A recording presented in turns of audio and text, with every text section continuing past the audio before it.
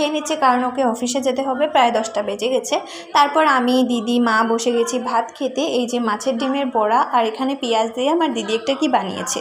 তারপর আমরা খাওয়া দাওয়া করে দিদি এখানে মাছগুলো বেছে নিচ্ছে। এটা আমার মায়ের ফেভারিট মাছ। তারপর এই যে বাঁশ, এটা হচ্ছে বাঁশের কড়িল, আমার দিদি শীতল দিয়ে খাবে, তাই এটা বানানো হচ্ছে আজকে। আর দিদি এটা খুলে খুলে দিচ্ছে। তারপর দাদুকে খাওয়ান দেওয়া হয়ে গেছে, যেহেতু দাদু ওদের নিরামিষ চলছে, তাই তাড়াতাড়ি করে দাদুকে খাওয়ান দেওয়া হয়ে গেছে। দাদুর খাওয়ানোর পর অভি আসলো। অভি আসার পর আমরা সবাই মিলে দুপুরে লাঞ্চটা করলাম। আর এখানে দেখো অভি দাদার গেঞ্জিটা পরে আছে, কারণ অফিস থেকে এসেছে তাই। এদিকে আমার মা নতুন নাইটি পরে নিয়েছে। এখন আমরা সবাই মিলে খেতে বসে গেছি। আর আজকে বিকালে একটু আমরা বের হবো, আর বেরোনোর জন্য দিদিকে আমি ঘুম থেকে তুলে দিয়েছি।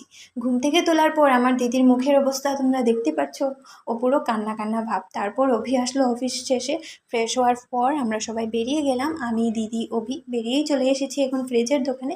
আজকে ফ্রিজ কিনলাম। দেখা হচ্ছে অন্য কোনো মিনি ব্লগে। টাটা।